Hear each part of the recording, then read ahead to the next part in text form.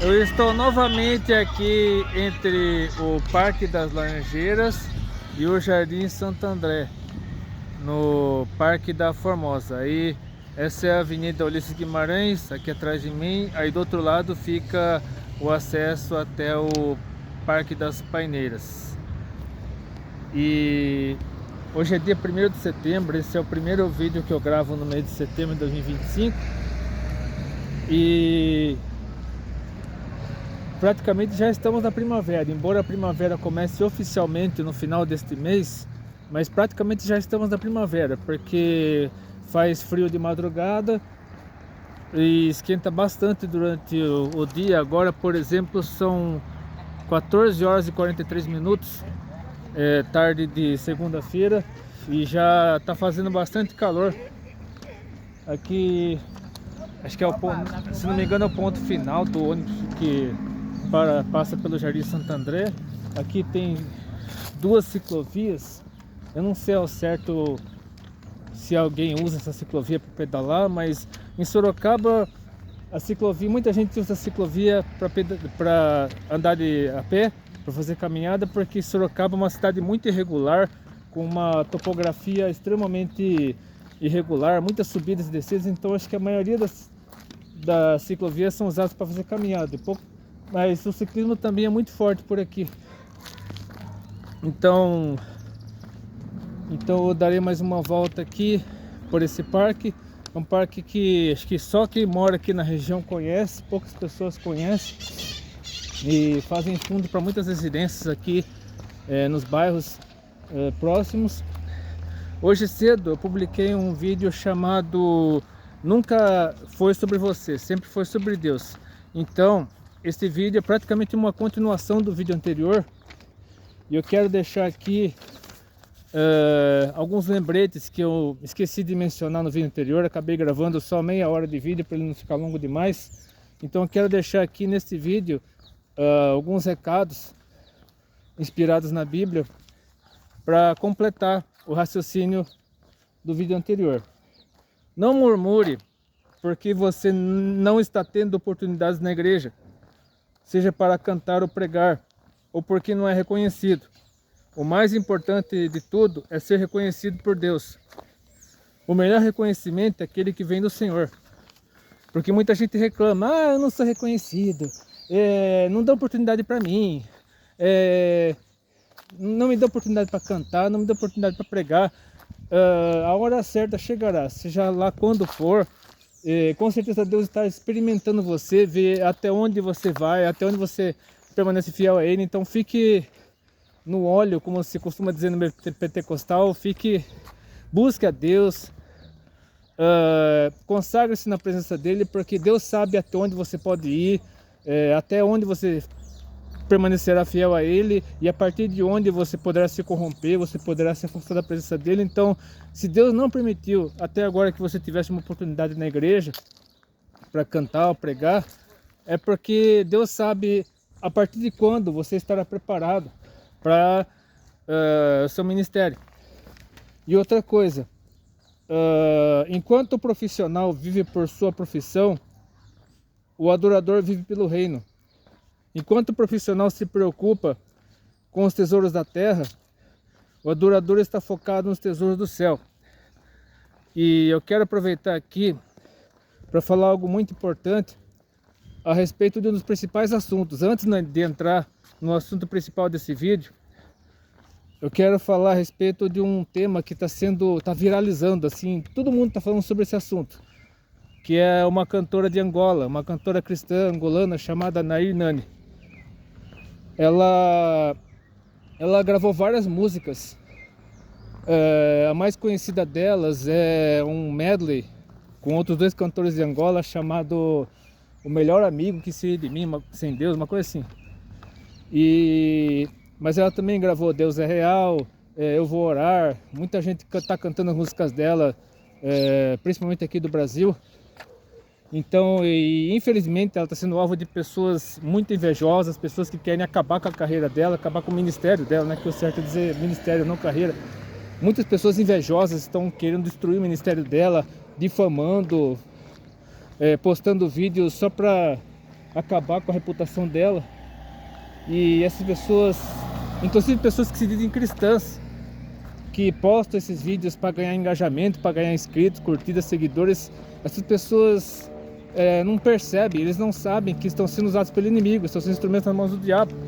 Então, se você consome esse tipo de conteúdo, de vídeos difamando os outros, difamando cristãos, pare com isso, porque esse tipo de conteúdo não presta.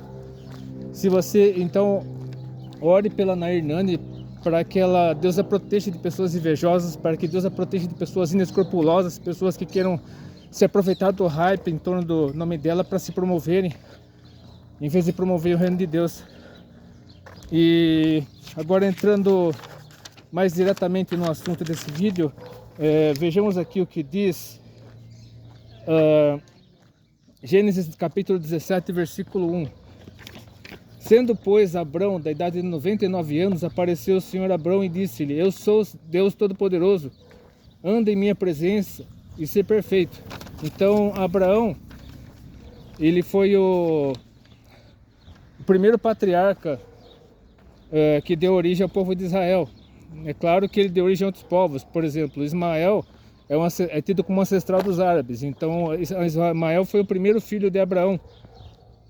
Mas o filho da promessa, de fato, foi Isaac. E Abraão teve Isaac quando tinha 100 anos de idade, e Sara tinha 90 anos. E o próprio Deus, para provar a fé de Abraão, pediu que Abraão sacrificasse Isaac. Só que como Abraão creu que mesmo se ele sacrificasse Isaac, Deus poderia ressuscitar dos mortos, então Deus não permitiu que Abraão sacrificasse o próprio filho. E ele acabou permitindo que Abraão oferecesse um carneiro no lugar de Isaac. E esse sacrifício de Isaac era um prenúncio, era uma figura, uma tipologia do sacrifício de Jesus por nós. Então, por isso, pela fé, pela fidelidade de Abraão a Deus, ele foi considerado amigo de Deus. Então, Abraão tinha intimidade com Deus. Então, o primeiro grande sinal de que uma pessoa eu particularmente não creio que Deus tenha filhos preferidos, favoritos. Mas assim, é uma pergunta muito difícil de fazer, de responder no caso, se Deus tem filhos favoritos, se Deus tem filhos preferidos. Porque se eu respondo com sim, eu estarei advogando a favor da doutrina da predestinação, que é o calvinismo. E se eu responder com não, eu estarei advogando em favor do arminianismo, que é a doutrina do livre-arbítrio. Então, eu creio no meio termo entre o calvinismo e o arminianismo, ou seja, um meio termo entre a predestinação e o livre-arbítrio. Eu creio que Deus é soberano sim, ele intervém na história, ele age na história da humanidade, ele age no universo, mas ele dá ao ser humano a oportunidade de escolher se quer servi-lo ou não. Então Deus tem o controle da história sim, Deus tem o controle de tudo, mas ele dá ao ser humano o direito de escolher se quer ir para o céu ou quer ir para o inferno, o lago de fogo e enxofre, como você queira dizer.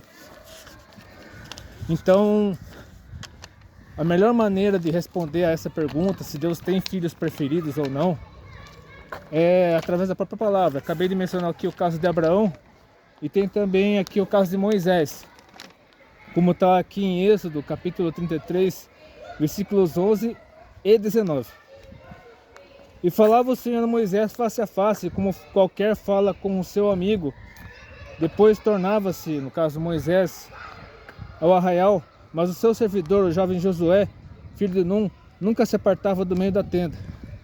Ou seja, assim como Moisés era amigo de Deus, tinha intimidade com Deus, Josué também era amigo de Moisés, tinha intimidade com ele, tanto que ele foi o sucessor de Moisés. O próprio Deus escolheu, primeiramente Moisés escolheu Josué como sucessor, e o próprio Deus chancelou a escolha de Josué como sucessor do povo de Moisés como líder de Israel para conquistar a terra prometida. E aí no versículo 19 de Êxodo 33, Porém Deus disse: eu farei passar toda a minha bondade por diante de ti, e proclamarei o nome do Senhor diante de ti, e terei misericórdia de quem eu tiver misericórdia, e me compadecerei de quem eu me compadecer. Aqui é uma demonstração da soberania de Deus. Mas não que Deus seja carrasco, tirano, nada disso. Mas é porque Deus sabe, conhece o coração humano, Ele sabe as intenções do coração humano, Ele sabe quem é fiel a Ele e quem não é. Então é nesse sentido que Deus falou isso aqui para Moisés. Então, esse texto aqui, quando Deus fala que Ele tem misericórdia de quem Ele quer, é porque somente Ele conhece o coração humano. Então Ele sabe das intenções do coração humano, se o ser humano está sendo interesseiro, se está sendo infiel, se está sendo carnal. Mas para que o ser humano possa conquistar o coração de Deus, ele tem que se arrepender dos seus pecados, ele tem que voltar-se para Deus, deixar de lado a sua carne, deixar de lado o seu ego. Porque o pastor Russell Shedd costumava dizer que os 3 maiores inimigos do ser humano são o mundo, a carne e o diabo. O mundo é o sistema maligno que rege esse mundo, a carne somos nós mesmos, e o diabo é o maior inimigo das nossas almas, né? Aquele que está sempre em oposição contra Deus, acusando-nos dia e noite e tentando nos afastar da presença de Deus. Agora, outro amigo de Deus, no caso era Davi. Davi era homem segundo o coração de Deus. Davi pecou, Davi cometeu erros, cometeu falhas, mas ele era um homem segundo o coração de Deus, e foi ele que escreveu a maioria dos salmos. Eu não lembro se o Salmo 91 era de autoria dele, mas de qualquer forma, o Salmo 91, versículos 1 e 2 diz o seguinte: aquele que habita no esconderijo do Altíssimo, a sombra do Onipotente descansará. Direi do Senhor: Ele é o meu Deus, o meu refúgio, a minha fortaleza, e nele confiarei. Aqui fala sobre intimidade, fala sobre confiança em Deus, sobre fé. E um detalhe muito importante que temos que dizer é que intimidade não tem nada a ver com chamar Deus de você, chamar Deus de meu chapa, meu cara, meu brother. Não tem nada a ver com isso, porque isso é falta de respeito. Eu particularmente creio, eu tenho essa convicção de que Deus quer que tenhamos intimidade com Ele, mas também quer que tenhamos reverência. Deus quer que o tratemos como Ele é, como Deus soberano, Deus supremo, Deus absoluto, Senhor do universo. E nós não podemos nos referir a Deus de qualquer maneira, né? Então eu particularmente sou totalmente contra essas músicas que chamam Deus de você, porque para mim é uma falta de respeito, uma falta de reverência. Então Deus quer sim que tenhamos intimidade com Ele, Deus quer que tenhamos um relacionamento com Ele, mas esse relacionamento requer também o respeito, requer reverência. Eu sempre chamei meus pais por você, faz parte da cultura da minha família chamar o pai de você, mas existem pais e mães, existem pessoas que foram educadas a sempre chamar o pai e a mãe por Senhor, principalmente os mais velhos, chamar por Senhor, em sinal de respeito, em sinal de reverência, em sinal de honra. Então eu sou totalmente a favor, né? Se existem jovens, adolescentes, até crianças que chamam os pais por senhor ou senhora, sou totalmente a favor. Isso não é opressão, isso não é, né, patriarcado e não sei o quê. Isso não tem nada a ver com opressão, isso tem a ver com realmente respeito, honra, porque a própria Bíblia diz para honrar pai e mãe. É um dos principais mandamentos da Bíblia, honrar pai e mãe. E é um mandamento que vem com promessa, para que se prolongue os teus dias sobre a terra. Então quem honra pai e mãe, inclusive chamando por Senhor, tendo respeito, tendo reverência por eles, certamente terá um destino maravilhoso nessa terra. Ainda mais tendo reverência por nosso Deus, aquele que entregou o seu Filho, trouxe o seu Filho a esse mundo, mandou seu Filho a esse mundo para morrer em nosso lugar. Porque se nós temos reverência com nossos pais, com nossos avós, com nossas pessoas mais velhas, com o pastor da nossa igreja, por que não teríamos reverência com o próprio Deus, que é infinitamente superior a todos eles? Então, repetindo, eu sou totalmente contra essas músicas que chamam Deus por você, que chamam Jesus por você. Para mim é falta de respeito, é uma opinião minha, espero que eu não escandalize ninguém com isso. Agora vamos para o Novo Testamento. Jesus, no Evangelho segundo Mateus, capítulo 6, versículos 5 e 6, diz o seguinte a respeito da oração: E quando orares, não sejais como os hipócritas, pois se comprazem em orar em pé nas sinagogas e às esquinas das ruas, para serem vistos pelos homens. Em verdade vos digo que já receberam o seu galardão. Mas tu, quando orares, entra no teu aposento e, fechando a tua porta, ora ao teu Pai que está em secreto, e teu Pai que te vê em secreto te recompensará publicamente. E também, no mesmo Evangelho segundo Mateus, capítulo 10, versículos 32 e 33, Jesus também fala o seguinte: Portanto, qualquer que me confessar diante dos homens, eu confessarei diante do meu Pai que está nos céus. Mas qualquer que me negar diante dos homens, eu negarei também diante do meu Pai que está nos céus. Então a chave para que Deus se lembre de você, para que Deus volte seus olhos para você, é relacionamento. Intimidade, relacionamento. Esse relacionamento ocorre principalmente por meio da oração, que é a maneira como nós nos comunicamos com Deus, e por meio da leitura da Bíblia, do estudo da Bíblia, da meditação constante na Bíblia, que é a maneira pela qual Deus, por meio do Espírito Santo, se comunica conosco. E no Evangelho segundo Lucas, capítulo 10, versículos 41 e 42, fala a respeito da amizade de Jesus com a família de Lázaro, no caso das irmãs dele, Marta e Maria. Marta era uma mulher trabalhadora, que gostava de servir, que tinha prazer em servir, não somente a Jesus, mas também aos seus discípulos. Só que Marta exagerava no serviço, e ela acabou repreendendo Maria na frente de Jesus, porque Maria ficava sempre aos pés de Jesus ouvindo a palavra, e não era normal, não era comum naquela época a mulher ouvir o mestre ensinando, porque era costume somente os homens estarem aos pés dos seus mestres ouvindo, e os homens daquele tempo achavam um desperdício mulher queria aprender alguma coisa. Então as mulheres aprendiam com os próprios maridos. Elas até iam à sinagoga, só que a mentalidade daquela época achava uma perda de tempo a mulher querer aprender alguma coisa, porque mulher tem que ficar na casa cuidando dos filhos e tal. E Maria era uma mulher que tinha prazer em ouvir o mestre, aprender do mestre, e Marta queria queria que Jesus obrigasse Marta a ajudar na cozinha. Aí Jesus respondeu o seguinte, lá no Evangelho segundo Lucas, capítulo 10, versículos 41 e 42. E respondendo Jesus disse-lhe: Marta, Marta, estás ansiosa e preocupada com muitas coisas, mas uma só é necessária. E Maria escolheu a boa parte, ou a melhor parte, como diz a outra tradução, a qual não lhe será tirada.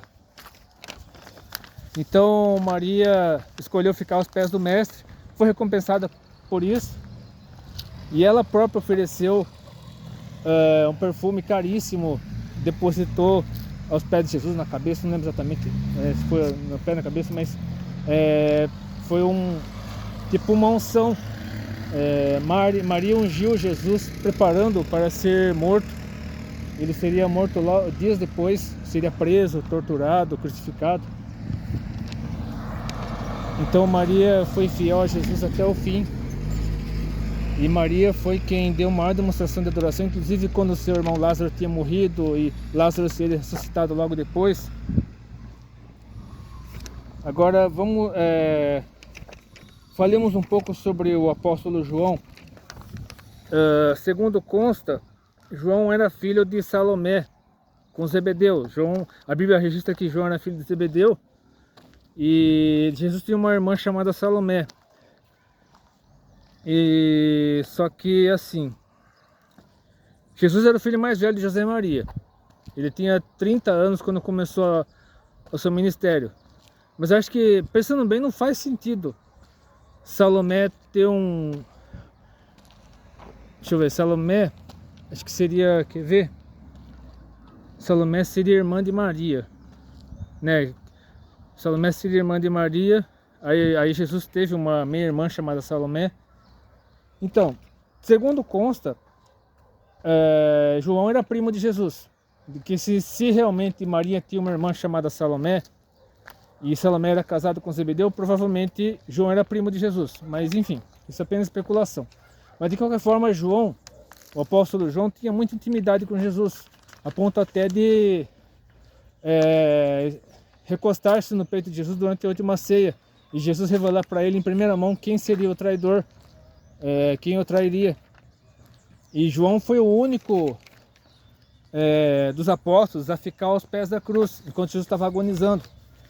Tanto que esse amor de Jesus por João, além de João, né, ter recebido do próprio Jesus, enquanto Jesus estava agonizando, estava morrendo, João recebeu do próprio Jesus a missão de cuidar de Maria. E então João foi recompensado pelo próprio Deus como o único discípulo, o único apóstolo que não morreu martirizado. Então ele foi condenado à morte pelo imperador Domiciano, condenado a ser jogado num caldeirão de óleo fervente, não morreu, ficou intacto, aí acabou sendo degradado, foi mandado para a ilha de Patmos, onde lá ele escreveu o Apocalipse, e provavelmente ele terminou o Apocalipse depois de voltar para Éfeso, que era a igreja que ele pastoreava, e escreveu mais 3 cartas antes de morrer, e ele morreu de morte natural, em vez de morrer martirizado como os outros apóstolos. E outro que teve muita intimidade com Jesus foi o apóstolo Paulo, meu xará apóstolo. Se eu tenho o nome que eu tenho é por causa dele. Meu avô paterno era Paulo, meu pai era Paulo, enfim, se eu tenho esse nome é por causa do apóstolo Paulo, e ele tinha muita intimidade com Jesus. A Bíblia registra 1, 2, 3, 4, 5 aparições de Jesus ao apóstolo Paulo. A primeira delas foi na conversão dele, em Atos capítulo 9, versículos 3 a 6, e o apóstolo Paulo repetiu isso na defesa dele. Quando ele foi preso, ele repetiu essa passagem em sua defesa nos capítulos 22, versículos 6 a 10 e 26, versículos 3 a 18, no mesmo livro de Atos. Ainda no livro de Atos, a Bíblia registra uma aparição de Jesus no capítulo 18, versículos 9 a 10. Aí, Atos 22, versículos 17 a 21, registra uma segunda aparição de Jesus a Paulo, logo após a conversão dele. E finalmente, Atos 23, versículo 11, né? O último registro no livro de Atos, de Jesus aparecendo para Paulo, dizendo que ele iria para Roma para testemunhar do nome dele, para testemunhar o Evangelho, para ser testemunho de Jesus até mesmo em Roma. De fato, o apóstolo Paulo acabou ficando em Roma durante um certo tempo, até ele ser apresentado para Nero. Parece que depois ele foi solto, viajou para a Espanha. Acho que logo depois de voltar da Espanha ele foi preso definitivamente até ser executado. E a última aparição de Jesus a Paulo que a Bíblia registra foi na segunda carta aos Coríntios, capítulo 12, versículos 9, parte A, que é aquela parte que fala: minha graça te basta, porque meu poder se aperfeiçoa na fraqueza.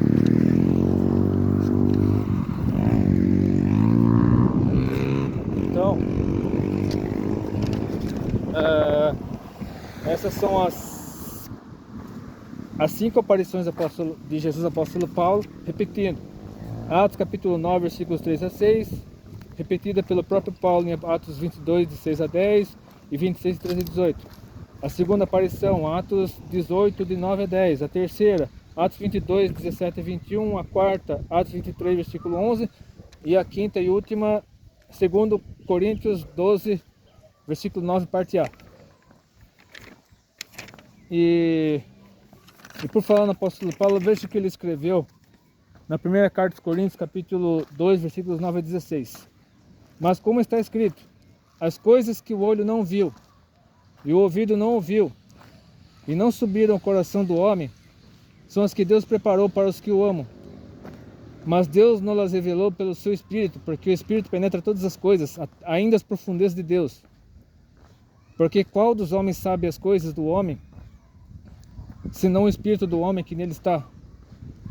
Assim também ninguém sabe as coisas de Deus, senão o Espírito de Deus. Mas nós não recebemos o Espírito do mundo, mas o Espírito que provém de Deus, para que pudéssemos conhecer o que nos é dado gratuitamente por Deus, as quais também falamos não com palavras que a sabedoria humana ensina, mas com as que o Espírito Santo ensina, comparando as coisas espirituais com as espirituais.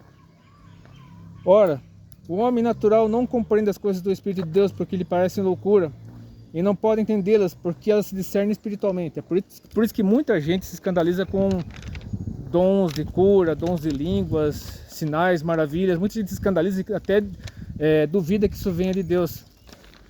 E lembrando que quando você atribui ao diabo aquilo que vem do próprio Deus, você está blasfemando contra o Espírito Santo. Então é preciso muito cuidado na hora de julgar o que acontece nas igrejas. Somente o próprio Espírito Santo, por meio do dom de discernimento de espíritos, pode determinar se determinada manifestação é de Deus ou não. Eu acho que eu tenho que voltar. Bom, deixa eu fazer o seguinte, que eu gostaria muito de sentar num lugar aqui perto, nesse mesmo parque, que é o lugar onde tem uma bica, um bebedouro. Eu acho que ele tá pra lá. Isso aqui é um laguinho que fica no Parque da Formosa. Lago, parece que tem peixe e tudo, plantas aquáticas. Agora vamos para a carta de Tiago, capítulo 4, versículos 8 a 10, que também fala a respeito do quebrantamento, da humilhação do ser humano, como uma das formas de você ter um relacionamento com Deus é você reconhecendo que você não é nada, você é dependente de Deus. Sem Deus você não é nada, sem Deus você não pode fazer nada. Porque quando o ser humano ele se acha superior aos outros, quando ele acha que é alguma coisa, quando na verdade não é ninguém, ele não consegue ter um relacionamento com Deus. Ele acaba ficando cego. A arrogância, a soberba, a prepotência acaba cegando o ser humano e impede que ele tenha um relacionamento com Deus. Então, o que torna o ser humano íntimo de Deus é o relacionamento que o ser humano tem com Ele. Não somente um momento devocional durante o dia, 1 hora por dia ou até mais, mas uma vida de devoção, uma vida de relacionamento com Deus.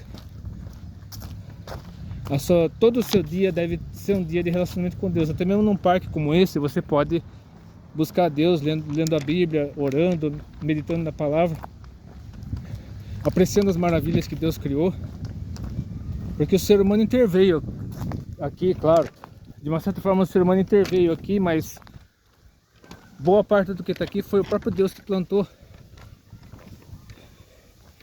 E como já dizia na carta de Tiago, capítulo 4, versículos 8 a 10, encontramos o seguinte: chegai-vos a Deus e Ele se chegará a vós. Limpai as mãos, pecadores, e vós, de duplo ânimo, purificai os corações. Senti as vossas misérias, e lamentai e chorai. Converta-se o vosso riso em pranto, e vosso gozo em tristeza. Humilhai-vos perante o Senhor, e Ele vos exaltará. Eu acho que encontrei. Aí eu encontrei aqui, ó. Encontrei a fonte, que é tipo uma réplica da Cabeça da Anta, que é um lugar que fica lá na descida da Serra de Juquiá, entre Itapiraí e Juquiá. Para quem vai para Ilha Comprida, quem já foi para Ilha Comprida alguma vez sabe do que eu estou falando. E agora eu falei do apóstolo João, né? E numa de suas cartas, na primeira carta no caso, capítulo 4, versículos 15 a 16, encontramos o seguinte: qualquer que confessar que Jesus é o Filho de Deus, Deus está nele e ele em Deus. E nós conhecemos e cremos no amor que Deus nos tem. Deus é amor e quem está em amor está em Deus e Deus nele. E eu quero terminar esse vídeo lendo um trecho muito famoso. É uma das parábolas mais famosas de Jesus, que é a parábola do filho pródigo. Só que antes dessa parábola do filho pródigo tem outras duas parábolas. A parábola da ovelha perdida e a parábola da dracma perdida. As três parábolas estão No Evangelho segundo Lucas, capítulo 15. A parábola da ovelha perdida simboliza aquelas pessoas que estão perdidas fora da igreja. Aquelas pessoas que estavam na igreja, se perderam, estão no mundão. Aí Jesus foi atrás dessas pessoas e as trouxe de volta. E a parábola da dracma perdida é aquelas pessoas que, mesmo estando na igreja, tendo cargo na igreja, às vezes participam de todos os cultos, todos os trabalhos da igreja, mas o coração delas está longe de Deus. São pessoas perdidas dentro da igreja. Então a parábola da ovelha perdida está aqui entre os versículos 3 e 7 do capítulo 15 do Evangelho segundo Lucas. Então lhes propôs Jesus essa parábola: qual dentre vós é o homem que, possuindo 100 ovelhas e perdendo uma delas, não deixa no deserto os 99 e vai em busca da que se perdeu até encontrá-la? Achando-a, põe-a sobre os ombros, cheio de júbilo. E indo para casa, reúne os amigos e vizinhos, dizendo-lhes: alegrai-vos comigo, porque já achei a minha ovelha perdida. Digo-vos que assim haverá maior júbilo no céu por um pecador que se arrepende do que por 99 justos que não necessitam de arrependimento. Agora a parábola da dracma perdida, que simboliza pessoas que estão dentro da igreja, têm cargos na igreja, os pais estão na igreja, a família toda está na igreja, a pessoa não perde um culto, não perde um congresso. Às vezes que a Assembleia de Deus tem esse costume de promover congressos ou algum outro trabalho, né? Se você for de outra denominação, algum trabalho evangelístico, culto de missões, culto de aniversário, enfim, seja lá qual culto que for, a pessoa até participa desse trabalho, mas o coração dela, quando a pessoa está fora da igreja, a pessoa bebe, faz um monte de miséria, fuma, se droga, se prostitui, faz miséria, mas mesmo assim está na igreja. Então essa pessoa é a dracma perdida, como está aqui nos versículos 8 a 10 de Lucas 15. Ou qual é a mulher que, tendo 10 dracmas, se perder uma, não acende a candeia, varre a casa e procura diligentemente até encontrá-la? E tendo achado, reúne as amigas e vizinhas, dizendo: alegrai-vos comigo, porque achei a dracma que eu tinha perdido. Eu vos afirmo que de igual modo há júbilo diante dos anjos de Deus por um pecador que se arrepende. E agora vem a parábola mais conhecida desse capítulo, que é a do filho pródigo, que começa aqui no versículo 11 e vai até o final do capítulo. Continuou, no caso Jesus continuou a história. Agora a terceira parábola seguida. Certo homem tinha 2 filhos. O mais moço deles disse ao pai: pai, dá-me a parte dos bens que me cabe. E ele lhes repartiu os haveres. Passados não muitos dias, o filho mais moço, ajuntando tudo que era seu, partiu para uma terra distante e lá dissipou todos os seus bens, vivendo dissolutamente, ou seja, gastando com um monte de coisa que não presta. Depois de ter consumido tudo, sobreveio àquele país uma grande fome e ele começou a passar necessidade. Então ele foi e se agregou a um dos cidadãos daquela terra, e este o mandou para seus campos a guardar porcos. E na cultura judaica, o porco era impuro, era um animal imundo. Então, apacentar porco na cultura judaica era horrível, era a pior humilhação que alguma pessoa podia passar. Ali desejava ele fartar-se das alfarrobas que os porcos comiam, mas ninguém lhe dava nada. Ou seja, a pessoa passava fome e tinha vontade de comer bolota de porco. Então, caindo em si, disse: quantos trabalhadores de meu pai têm pão com fartura e eu aqui morro de fome? Levantar-me-ei e irei ter com meu pai e lhe direi: pai, pequei contra o céu e diante de ti. Já não sou digno de ser chamado teu filho. Trata-me como um de teus trabalhadores. Ou seja, ele tinha levado a parte dele da herança, ele sabia que não tinha mais direito a herança nenhuma, porque tinha gastado tudo. E ele desejava, pelo menos, ser tratado como um dos trabalhadores dele. E no versículo 20, levantando-se foi para seu pai. Vinha ele ainda longe quando seu pai o avistou e, compadecido dele, correndo, o abraçou e o beijou. Isso naquela época era escândalo, porque o patriarca jamais se daria, né, ao desprazer de levantar a barra de sua túnica e correr atrás de um filho desviado. Mas esse pai fez isso. E esse pai simboliza o próprio Deus quando um pecador se arrepende. No versículo 21. E o filho lhe disse: pai, pequei contra o céu diante de ti. Já não sou digno de ser chamado teu filho. O pai, porém, ou seja, ele nem esperou o filho falar. Ele nem esperou o filho terminar de falar. O pai, porém, disse a seus servos: trazei depressa a melhor roupa, vestiu, pondo-lhe um anel no dedo e sandálias nos pés. Trazei também e matai um novilho cevado. Comamos e regozijemo-nos, porque esse meu filho estava morto e reviveu. Estava perdido e foi achado. E começaram a regozijar-se. Ora, agora fala do outro filho. O filho que sempre esteve na casa do pai, que poderia simbolizar também a dracma perdida, né? Porque ele sempre esteve na casa do pai, nunca saiu da casa do pai, mas o pensamento dele era de um filho que estava perdido dentro da igreja, porque ele não teve misericórdia do próprio irmão, que tinha voltado do mundão. O filho mais velho estivera no campo e quando voltava a aproximar-se da casa, ouviu a música e as danças. Chamou um dos criados e perguntou-lhe o que era aquilo. E ele informou: vem o teu irmão e teu pai mandou matar o novilho cevado, porque o recuperou com saúde. Ele se indignou e não queria entrar, ou seja, ficou com inveja do irmão. Ou seja, você entenderá, quando eu contar o resto da história, você entenderá onde eu quero chegar. Saindo, porém, o pai procurava conciliá-lo. No caso, promoveu uma reconciliação dele com o irmão mais novo. Mas ele, no caso o irmão mais velho, respondeu ao seu pai: há tantos anos que te sirvo, sem jamais transgredir uma ordem tua. Ou seja, o cara estava se queixando de ser fiel ao pai dele. E nunca me desse o cabrito sequer para me alegrar-me com meus amigos. Vindo, porém, esse teu filho, ou seja, nem irmão dele era mais, era filho dele, né? Esse teu filho, né? Ele que desperdiçou os teus bens com meretrizes, tu mandasse matar para ele o novilho cevado. Então lhe respondeu o pai: meu filho, tu sempre estás comigo, tudo que é meu é teu. E é mesmo, né? Porque o outro filho tinha gastado toda a herança, que é a parte dele na herança, e a outra metade estava com o filho mais velho. Entretanto, era preciso que nos regozijássemos e nos alegrássemos, porque esse teu irmão estava morto e reviveu, estava perdido e foi achado. E se você foi esse filho que está afastado de Deus, está no mundão, está nas drogas, no álcool, na prostituição, sei lá qual for o seu problema, ainda há tempo de voltar. Jesus ainda não voltou para buscar a sua igreja, o arrebatamento ainda não aconteceu, o Espírito Santo ainda está na terra, a igreja ainda está na terra, então ainda dá tempo de se arrepender, ainda dá tempo de voltar aos pés de Jesus, de ter um relacionamento com Deus por meio de Jesus Cristo, ainda dá tempo de ter intimidade com Deus, lembrando que intimidade, ela sempre exige também reverência, exige você reconhecer que não é nada diante de Deus, você reconhecer sua dependência de Deus. Então, é possível sim manter um relacionamento com Deus. A morte de Jesus Cristo por nós permite isso. Antigamente era preciso sacrificar animais para a remissão dos pecados. Hoje não há mais necessidade de véu, não há mais necessidade de tabernáculo, templo. O véu foi rasgado. Você tem livre acesso a Deus por meio de Jesus Cristo.